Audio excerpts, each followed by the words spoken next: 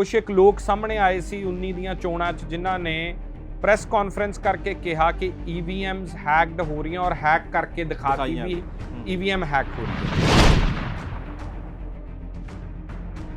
ਦਰਅਸਲ ਵਾਰਾਣਸੀ ਦੇ ਵਿੱਚ ਇੱਕ ਟਰੱਕ ਮਿਲਦਾ ਹੈ, ਟਰੱਕ ਦੇ ਵਿੱਚ ਈਵੀਐਮ ਮਸ਼ੀਨਾਂ ਹੁੰਦੀਆਂ ਤੇ ਅਖਿਲੇਸ਼ ਯਾਦਵ ਸਾਬਕਾ ਮੁੱਖ ਮੰਤਰੀ ਆ ਕੇ ਕਹਿੰਦੇ ਨੇ ਕਿ ਈਵੀਐਮਸ ਰਿਪਲੇਸ ਕੀਤੀਆਂ ਜਾ ਰਹੀਆਂ।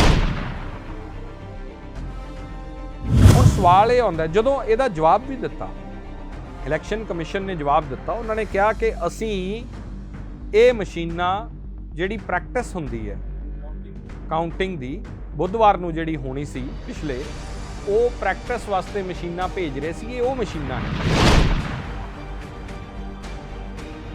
ਪਹਿਲੀ ਗੱਲ ਇਹ ਹੈ ਕਿ ਮਸ਼ੀਨਾਂ ਜੇ ਇਸ ਤਰੀਕੇ ਨਾਲ ਪਹੁੰਚ ਰਹੀਆਂ ਸੀ ਜਿਹੜੀਆਂ ਪ੍ਰੈਕਟਿਸ ਵਾਸਤੇ ਯੂਜ਼ ਹੋਣੀਆਂ ਸੀ, ਉਹ ਅਬੈਂਡਨ ਟਰੱਕਸ ਦੇ ਵਿੱਚ ਕੀ ਕਰਦੀਆਂ ਸੀ, ਲੋਕਾਂ ਦੇ ਹੱਥ ਕਿਵੇਂ ਪਹੁੰਚ ਗਈ,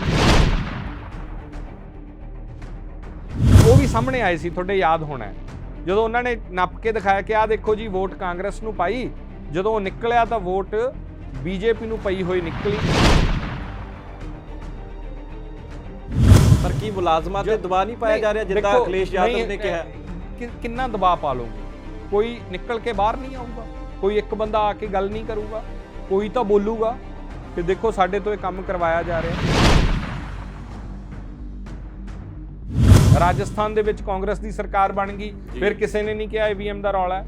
ਪੰਜਾਬ ਦੇ ਵਿੱਚ ਪਿਛਲੀ ਵਾਰ ਕਾਂਗਰਸ ਦੀ ਸਰਕਾਰ ਬਣ ਗਈ, ਉਦੋਂ ਨਹੀਂ ਕਿਹਾ ਈਵੀਐਮ ਦਾ ਰੌਲਾ ਹੈ।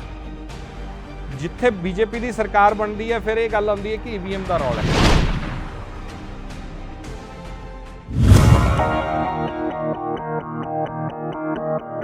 ਵੋਟਾਂ ਦੀ ਗਿਣਤੀ ਸ਼ੁਰੂ ਹੋਣ ਨੂੰ ਮਹਿਜ਼ ਕੁਝ ਘੰਟੇ ਬਾਕੀ ਨੇ ਤੇ ਈਵੀਐਮ ਮਸ਼ੀਨਾਂ ਖੁੱਲਣਗੀਆਂ ਤੇ ਨਾਲ ਦੀ ਨਾਲ ਉਮੀਦਵਾਰਾਂ ਦੀ ਕਿਸਮਤ ਵੀ ਖੁੱਲੇਗੀ। ਪਤਾ ਲੱਗੇਗਾ ਕਿ ਲੋਕਾਂ ਨੇ ਕਿਸ ਦੀ ਸਰਕਾਰ ਬਣਾਈ ਹੈ। ਪਰ ਇਸ ਵੇਲੇ ਈਵੀਐਮ ਮਸ਼ੀਨਾਂ ਤੇ ਬਹੁਤ ਸਾਰੇ ਸਵਾਲ ਲਗਾਤਾਰ ਉੱਠਦੇ ਆ ਰਹੇ ਨੇ ਤੇ ਉੱਠ ਵੀ ਰਹੇ ਨੇ। ਬਹੁਤ ਸਾਰੀਆਂ ਪਾਰਟੀਆਂ ਕਹਿ ਰਹੀਆਂ ਨੇ ਕਿ ਇਹਨਾਂ ਦੇ ਨਾਲ ਛੇੜਛਾੜ ਕੀਤੀ ਜਾਂਦੀ ਹੈ ਤੇ ਧੋਖਾ ਕੀਤਾ ਜਾਂਦਾ ਹੈ।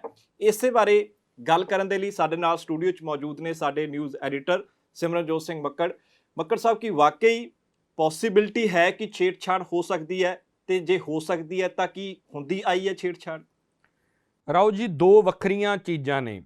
ਇੱਕ ਜਿਹੜੀ ਹੁਣ ਤੱਕ ਪ੍ਰਚਲਿਤ ਗੱਲ ਆਈ ਹੈ ਉਹ ਇਹ ਹੁੰਦੀ ਸੀ ਕਿ ਈਵੀਐਮ ਹੈਕ ਹੁੰਦੀ ਹੈ। ਕੁਝ ਇੱਕ ਲੋਕ ਸਾਹਮਣੇ ਆਏ ਸੀ 19 ਦੀਆਂ ਚੋਣਾਂ 'ਚ ਜਿਨ੍ਹਾਂ ਨੇ ਪ੍ਰੈਸ ਕਾਨਫਰੰਸ ਕਰਕੇ ਕਿਹਾ ਕਿ ਈਵੀਐਮਸ ਹੈਕਡ ਹੋ ਰਹੀਆਂ ਔਰ ਹੈਕ ਕਰਕੇ ਦਿਖਾਤੀ ਵੀ ਈਵੀਐਮ ਹੈਕ ਹੋ ਰਹੀ ਹੈ। ਜਦ ਕਿ ਇਲੈਕਸ਼ਨ ਕਮਿਸ਼ਨ ਨੇ ਇਹਦੀ ਕਲੈਰੀਫਿਕੇਸ਼ਨ ਦਿੱਤੀ ਸੀ ਕਿ ਈਵੀਐਮ ਦੇ ਵਿੱਚ ਨਾ ਕਿਸੇ ਤਰ੍ਹਾਂ ਦੀ ਚਿਪ ਪਾਈ ਜਾ ਸਕਦੀ ਹੈ, ਨਾ ਉਹਨੂੰ ਕਿਸੇ ਤਰੀਕੇ ਨਾਲ ਇੰਟਰਨੈਟ ਦੇ ਨਾਲ ਕਨੈਕਟ ਕੀਤਾ ਜਾ ਸਕਦਾ ਹੈ, ਨਾ ਕੋਈ ਆਈਪੀ ਹੈ, ਕਿਸੇ ਤਰੀਕੇ ਦਾ ਕੋਈ ਸੌਕਟ ਉਹਦੇ ਵਿੱਚ ਲੱਗਦਾ ਨਹੀਂ, ਉਹ ਜਿਹੜੀ ਹੈ ਹੈਕ ਨਹੀਂ ਹੋ ਸਕਦੀ। ਇੱਕ ਤਾਂ ਹੈਕਿੰਗ ਦੀ ਗੱਲ ਹੈ। ਹੁਣ ਕੀ ਚਰਚਾ ਹੋਈ ਹੈ, ਹੁਣ ਰੌਲਾ ਕੀ ਪਿਆ? ਦਰਅਸਲ ਵਾਰਾਣਸੀ ਦੇ ਵਿੱਚ ਇੱਕ ਟਰੱਕ ਮਿਲਦਾ ਹੈ, ਟਰੱਕ ਦੇ ਵਿੱਚ ਈਵੀਐਮ ਮਸ਼ੀਨਾਂ ਹੁੰਦੀਆਂ ਤੇ ਅਖਿਲੇਸ਼ ਯਾਦਵ ਸਾਬਕਾ ਮੁੱਖ ਮੰਤਰੀ ਆ ਕੇ ਕਹਿੰਦੇ ਨੇ ਕਿ ਈਵੀਐਮਸ ਰਿਪਲੇਸ ਕੀਤੀਆਂ ਜਾ ਰਹੀਆਂ ਸੀ। ਦੋ ਚੀਜ਼ਾਂ 'ਚ ਫਰਕ ਹੈ। ਇੱਕ ਇਹ ਕਿ ਹੁਣ ਤੱਕ ਪ੍ਰਚਲਿਤ ਗੱਲ ਰਹੀ ਵੀ ਈਵੀਐਮ ਜਿਹੜੀਆਂ ਹੈਕ ਹੁੰਦੀਆਂ ਨੇ। ਹੁਣ ਹੈਕਿੰਗ ਦੀ ਗੱਲ ਕੀ ਸੀ ਕਿ ਜਦੋਂ ਤੁਸੀਂ ਦੇਖੋ ਕਿ ਪੋਲਿੰਗ ਸਟੇਸ਼ਨ ਦੇ ਉੱਤੇ ਬਕਾਇਦਾ ਸਾਰੇ ਪੋਲਿੰਗ ਏਜੰਟਸ ਹੁੰਦੇ ਨੇ, ਅਫਸਰ ਹੁੰਦੇ ਨੇ, ਉਹ ਸਾਰੇ ਉਹਨਾਂ ਦੀ ਮੌਜੂਦਗੀ ਦੇ ਵਿੱਚ ਹਰੇਕ ਕੈਂਡੀਡੇਟ ਦਾ ਜਿਹੜਾ ਪੋਲਿੰਗ ਏਜੰਟ ਹੈ ਉਹਨਾਂ ਦੀ ਸਾਈਨ ਹੁੰਦੇ ਆ, ਮੌਜੂਦਗੀ ਦੇ ਵਿੱਚ ਸਟੈਂਪਿੰਗ ਹੁੰਦੀ ਹੈ ਔਰ ਫਿਰ ਉਹਨੂੰ ਸਟਰੋਂਗ ਰੂਮ ਦੇ ਵਿੱਚ ਭੇਜ ਦਿੱਤਾ ਜਾਂਦਾ ਹੈ ਜਿੱਥੇ ਸਾਰੀਆਂ ਮਸ਼ੀਨਾਂ ਰੱਖੀਆਂ ਜਾਂਦੀਆਂ, ਬਕਾਇਦਾ ਉਹਦੇ ਤੇ ਫੋਰਸ ਤੈਨਾਤ ਕੀਤੀ ਜਾਂਦੀ ਹੈ। ਹੁਣ ਇੱਕ ਗੱਲ ਤਾਂ ਸੀ ਕਿ ਇਹ ਹੈਕ ਹੋ ਜਾਂਦੀ ਹੈ ਕਿ ਜੀ ਇਹ ਜਦੋਂ ਉਹਨੂੰ ਰੱਖਤਾ ਉਸ ਤੋਂ ਬਾਅਦ ਕਿਸੇ ਤਰੀਕੇ ਨਾਲ ਇਹ ਹੈਕ ਕਰ ਲਈ, ਹੈਕਿੰਗ ਦੇ ਨਾਲ ਵੋਟਾਂ ਕਿਹਨੂੰ ਕਿੰਨੀਆਂ ਪਈਆਂ ਚੇਂਜ ਕਰਤੀਆਂ। ਇੱਕ ਗੱਲ ਇਹ ਵੀ ਆਈ ਪ੍ਰਚਲਿਤ 2019 ਦੀਆਂ ਚੋਣਾਂ ਦੇ ਵਿੱਚ ਕਿ ਆਲਰੇਡੀ ਈਵੀਐਮ ਜਿਹੜੀ ਹੈ ਮਸ਼ੀਨ ਹੀ, ਉਹਦਾ ਸੌਫਟਵੇਅਰ ਹੀ ਇਸ ਤਰੀਕੇ ਨਾਲ ਡਿਵੈਲਪ ਹੁੰਦਾ ਹੈ ਕਿ ਵੋਟ ਬੀਜੇਪੀ ਨੂੰ ਜਾਂਦੀ ਹੈ। ਇੱਕ ਹਿੱਸਾ ਇਹ ਕਹਿੰਦਾ ਰਿਹਾ ਜੀ, ਬਿਲਕੁਲ, ਉਹ ਕਹਿੰਦੇ ਕਿ ਵੋਟ ਭਾਵੇਂ, ਉਹ ਵੀ ਸਾਹਮਣੇ ਆਏ ਸੀ, ਤੁਹਾਡੇ ਯਾਦ ਹੋਣਾ ਜਦੋਂ ਉਹਨਾਂ ਨੇ ਨੱਪ ਕੇ ਦਿਖਾਇਆ ਕਿ ਆਹ ਦੇਖੋ ਜੀ ਵੋਟ ਕਾਂਗਰਸ ਨੂੰ ਪਾਈ, ਜਦੋਂ ਨਿਕਲਿਆ ਤਾਂ ਵੋਟ ਬੀਜੇਪੀ ਨੂੰ ਪਈ ਹੋਈ ਨਿਕਲੀ। ਇੱਕ ਇਹ ਹਿੱਸਾ ਆਇਆ। ਇਹ ਦੂਜੀ ਗੱਲ ਸਾਹਮਣੇ ਆਈ। ਇੱਕ ਉਹ ਜਿਹੜੀ ਕਹਿੰਦੀ ਹੈ ਕਿ ਸਟਰੋਂਗ ਰੂਮ 'ਚ ਪਈਆਂ ਹੈਕ ਕਰ ਲੈਂਦੇ ਆ। ਇੱਕ ਉਹ ਜਿਹੜੀ ਕਹਿੰਦੀ ਹੈ ਕਿ ਮਸ਼ੀਨ ਦਾ ਸੌਫਟਵੇਅਰ ਹੀ ਇਦਾਂ ਦਾ ਹੈ ਕਿ ਵੋਟ ਆਟੋਮੈਟਿਕਲੀ ਕਿਸੇ ਨੂੰ ਹੀ ਪਾਓ, ਉਹ ਜਾ ਕੇ ਪੈ ਬੀਜੇਪੀ ਨੂੰ ਜਾਂਦੀ ਹੈ। ਤੀਜਾ ਇਸ ਵਾਰ ਹਿੱਸਾ ਆਇਆ ਜਿਨ੍ਹਾਂ ਨੇ ਕਿਹਾ ਕਿ ਮਸ਼ੀਨਾਂ ਬਦਲੀਆਂ ਜਾ ਰਹੀਆਂ ਸੀ। ਲਖਨਊ ਦੇ ਵਿੱਚ ਵੀ ਕੁਛ ਇੱਕ ਮਸ਼ੀਨਾਂ ਮਿਲੀਆਂ, ਵਾਰਾਣਸੀ 'ਚ ਵੀ ਮਿਲੀਆਂ।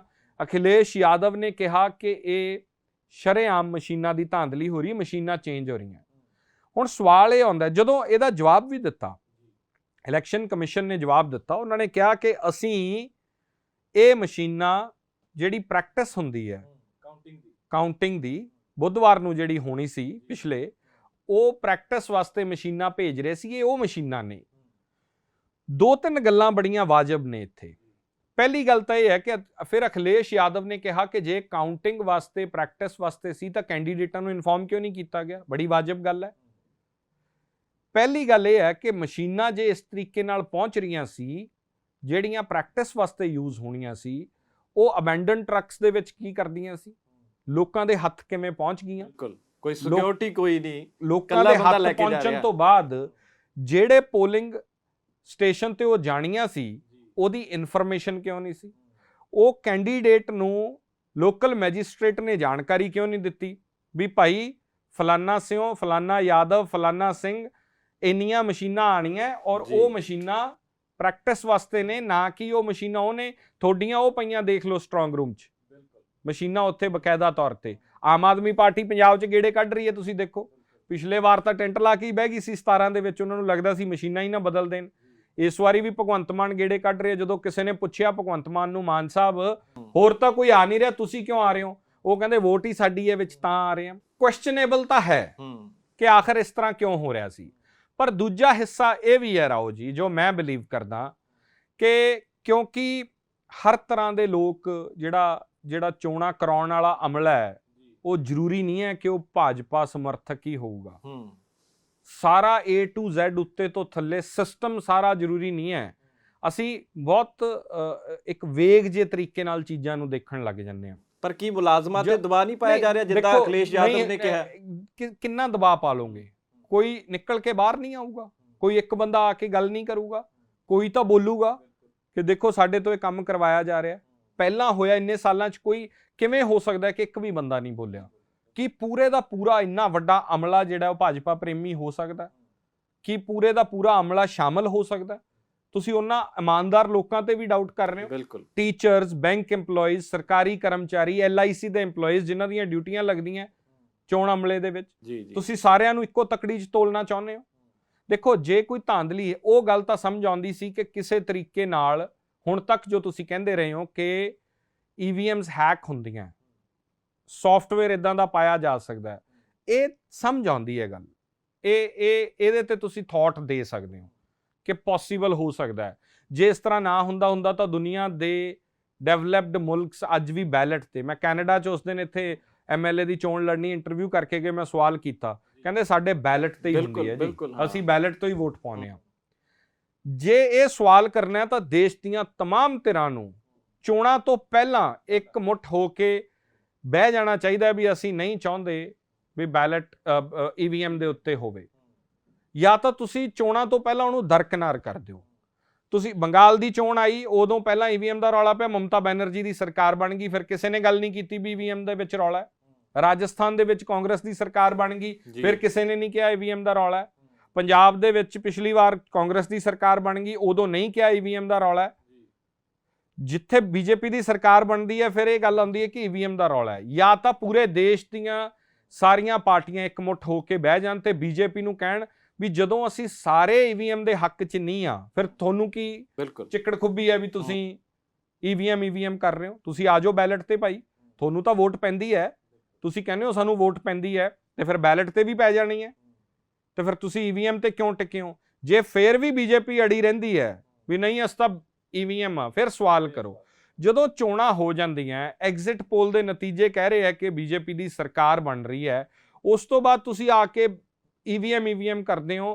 ਹਰ ਵਾਰ ਇਲੈਕਸ਼ਨਾਂ 'ਚ ਚੰਗਾ ਨਹੀਂ ਹੁੰਦਾ, ਹਰ ਵਾਰ ਇਹ ਐਕਸਕਿਊਜ਼ਸ ਨੇ। ਜਿੱਥੇ ਜਿੱਥੇ ਸਮਾਜਵਾਦੀ ਪਾਰਟੀ ਹੋ ਸਕਦਾ ਅਜੇ ਤਾਂ ਰਿਜ਼ਲਟਸ ਨਹੀਂ ਆਏ, ਮੰਨ ਲਓ ਰਿਜ਼ਲਟਸ ਅੱਜ ਤੁਸੀਂ ਕਹਿ ਰਹੇ ਹੋ EVM, ਕੱਲ ਸਵੇਰੇ ਹੋ ਸਕਦਾ ਕਿ 300 ਸੀਟਾਂ ਅਖਿਲੇਸ਼ ਯਾਦਵ ਦੀ ਪਾਰਟੀ ਲੈ ਜੇ, ਫਿਰ EVM ਤੇ ਸਵਾਲ ਕਰੋਗੇ।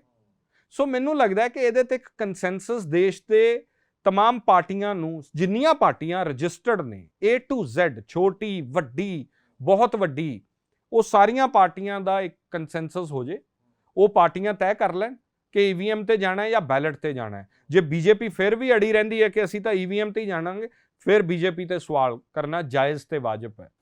ਪਰ ਜਦੋਂ ਦੇਸ਼ ਦੇ ਵਿੱਚ ਜਿੱਥੇ ਸਰਕਾਰ ਨਹੀਂ ਬਣ ਰਹੀ ਉੱਥੇ ਈਵੀਐਮ ਦਾ ਸਵਾਲ ਹੈ, ਜਿੱਥੇ ਬੀਜੇਪੀ ਦੀ ਸਰਕਾਰ ਬਣ ਰਹੀ ਈਵੀਐਮ ਦੇ ਸਵਾਲ ਹੈ, ਜਿੱਥੇ ਨਹੀਂ ਬਣ ਰਹੀ ਉਦੋਂ ਆਮ ਤੌਰ ਤੇ ਪਤਾ ਕੀ ਕਹਿ ਦਿੰਦੇ ਆ। ਹੁਣ ਮੈਨੂੰ ਵੀ ਪਤਾ ਹੈ ਕਿ ਇਸ ਗੱਲ ਦੇ ਉੱਤੇ ਬਹੁਤ ਸਾਰੇ ਲੋਕ ਚੰਗਾ ਨਹੀਂ ਸੋਚਦੇ, ਉਦੋਂ ਕਹਿ ਦਿੰਦੇ ਆ ਫਿਰ ਇੱਕ ਅੱਧਾ ਤਾਂ ਜਿਤਾਉਣਾ ਹੀ ਹੁੰਦਾ ਹੈ, ਐਂ ਤਾਂ ਫਿਰ ਜੇ ਸਾਰੇ ਜਿੱਤਣ ਲੱਗ ਜਾਣ ਤਾਂ ਬਿਲਕੁਲ ਆਮ ਜੀ ਹੈ। ਜਿਵੇਂ 19 ਚ ਬੜੇ ਲੋਕਾਂ ਨੇ ਸਵਾਲ ਕੀਤਾ ਤਾਂ ਮੈਂ ਪੁੱਛਿਆ ਫਿਰ ਇਸ ਤਰ੍ਹਾਂ ਕਿਉਂ ਹੈ? ਜਿਵੇਂ ਦਿੱਲੀ ਦੇ ਵਿੱਚ ਅਰਵਿੰਦ ਕੇਜਰੀਵਾਲ ਨੂੰ ਇੰਨੀਆਂ ਸੀਟਾਂ ਦਾ ਮੈਂਡੇਟ ਦੇਤਾ ਤੇ ਲੋਕ ਸਭਾ ਜਾ ਕੇ ਲੋਕ ਮੋਦੀ ਨੂੰ ਵੋਟ ਕਿਉਂ ਪਾਉਂਦੇ ਆ? ਫਿਰ ਉਹ ਕਹਿੰਦੇ ਇਹ ਤਾਂ ਕਰਨਾ ਹੀ ਹੁੰਦਾ, ਫਿਰ ਲੋਕ ਸਭਾ ਚਾਹੀਦੀ ਇਹਨਾਂ ਨੂੰ ਵਿਧਾਨ ਸਭਾ ਨਾਲ ਕੋਈ ਮਤਲਬ ਨਹੀਂ। ਤਾਂ ਇਹ ਜਿਹੜੀ ਇਹ ਬੜੀ ਵੇਗ ਜੀ ਇੱਕ ਅੰਡਰਸਟੈਂਡਿੰਗ ਹੈ ਦੇਸ਼ 'ਚ। IIT ਵਰਗੇ ਇੰਸਟੀਟਿਊਸ਼ਨਸ ਨੇ, ਕੀ ਉਹ ਐਡੇ ਵੱਡੇ ਸਾਇੰਸਦਾਨ ਸਾਰੇ ਬੀਜੇਪੀ ਦੇ ਪ੍ਰਭਾਵ 'ਚ ਨੇ? ਕੀ ਜੇ ਵਾਕਈ ਇਹ ਗੱਲ ਹੈ ਤਾਂ ਉਹ ਆ ਕੇ ਜਿਨ੍ਹਾਂ ਨੇ ਇਹ ਮਸ਼ੀਨਸ, ਕੀ ਸਾਰਾ ਚੋਣ ਅਮਲਾ ਇਲੈਕਸ਼ਨ ਕਮਿਸ਼ਨ ਬੀਜੇਪੀ ਦੇ ਪ੍ਰਭਾਵ 'ਚ ਹੀ ਕੰਮ ਕਰ ਰਿਹਾ? ਤਾਂ ਇਹ ਬਹੁਤ ਵੱਡਾ ਆਪਣੇ ਆਪ 'ਚ ਸਵਾਲ ਹੈ। ਐਡੇ ਵੱਡੇ ਮੁਲਕ 'ਚ ਡੈਮੋਕ੍ਰੇਸੀ 'ਚ ਇਸ ਤਰ੍ਹਾਂ ਨਹੀਂ ਹੁੰਦਾ। ਈਵੀਐਮ ਤੇ ਅਸੀਂ ਇਹ ਵੀ ਨਹੀਂ ਕਹਿ ਰਹੇ, ਮੈਂ ਇਹ ਨਹੀਂ ਕਹਿ ਰਿਹਾ ਕਿ ਮੈਂ ਕਲੀਨ ਚਿੱਟ ਦੇ ਰਿਹਾ ਕਿ ਈਵੀਐਮ ਹੈਕ ਨਹੀਂ ਹੋ ਸਕਦੀ, ਪਰ ਇਲੈਕਸ਼ਨ 'ਚ ਜਾਣ ਤੋਂ ਪਹਿਲਾਂ ਫਿਰ ਲੜੋ ਲੜਾਈ। ਜੇ ਕਿਸਾਨ ਜਾ ਕੇ ਦਿੱਲੀ 'ਚ ਬਹਿ ਕੇ ਲੜ ਕੇ ਆਏ, ਸਾਰੀਆਂ ਪੋਲੀਟੀਕਲ ਪਾਰਟੀਆਂ ਜਿਨ੍ਹਾਂ ਨੂੰ ਈਵੀਐਮ ਮਨਜ਼ੂਰ ਨਹੀਂ, ਕਿਸਾਨਾਂ ਤਰ੍ਹਾਂ ਬਹਿ ਜਾਓ, ਜਾ ਕੇ ਸਿੰਘੂ ਬਾਰਡਰ ਤੇ ਟਿੱਕਰੀ ਬਾਰਡਰ ਤੇ ਬਹਿ ਜਾਓ, ਕਹੋ ਨਹੀਂ ਈਵੀਐਮ ਅਸੀਂ ਲੜਨਾ। ਪਰ ਜੇ ਚੋਣ 'ਚ ਚਲੇ ਗਏ ਫਿਰ ਤੁਹਾਨੂੰ ਭਰੋਸਾ ਕਾਇਮ, ਹਾਂ ਆਪਦਾ ਧਿਆਨ ਰੱਖਣਾ ਲਾਜ਼ਮੀ ਹੈ। ਉਹ ਪੰਜਾਬ 'ਚ ਵੀ ਰੱਖ ਰਹੇ ਭਗਵੰਤ ਮਾਨ ਹੁਣੇ, ਯੂਪੀ 'ਚ ਵੀ ਰੱਖੋ। ਜਿਹੜਾ ਸਵਾਲ ਹੈ ਉਹ ਵਾਜਬ ਹੈ। ਸਵਾਲ ਇਹ ਹੈ ਕਿ ਆਖਰ ਕੈਂਡੀਡੇਟ ਨੂੰ ਇਨਫੋਰਮ ਕਿਉਂ ਨਹੀਂ ਕੀਤਾ ਗਿਆ? ਬਿਲਕੁਲ ਵਾਜਬ ਸਵਾਲ ਹੈ। ਕੈਂਡੀਡੇਟ ਨੂੰ ਪਤਾ ਹੋਣਾ ਚਾਹੀਦਾ ਹੈ ਕਿ ਈਵੀਐਮਸ ਹੋਰ ਆ ਰਹੀਆਂ ਔਰ ਉਹ ਪ੍ਰੈਕਟਿਸ ਵਾਸਤੇ ਹੀ ਆ ਰਹੀਆਂ। ਇੱਥੇ ਬਹੁਤ ਵੱਡਾ ਸਵਾਲ ਉੱਠਦਾ ਹੈ। ਪਰ ਮੈਨੂੰ ਲੱਗਦਾ ਹੈ ਹਰ ਵਾਰ ਹੁਣ ਇਸ ਗੱਲ ਦੀ ਚਰਚਾ ਹੋਣ ਲੱਗ ਗਈ ਕਿ ਈਵੀਐਮ ਠੀਕ ਨੇ ਜਾਂ ਗਲਤ ਨੇ। ਇਹ ਨਤਾਰਾ ਚੋਣਾਂ ਤੋਂ ਪਹਿਲਾਂ ਹੋਣਾ ਚਾਹੀਦਾ।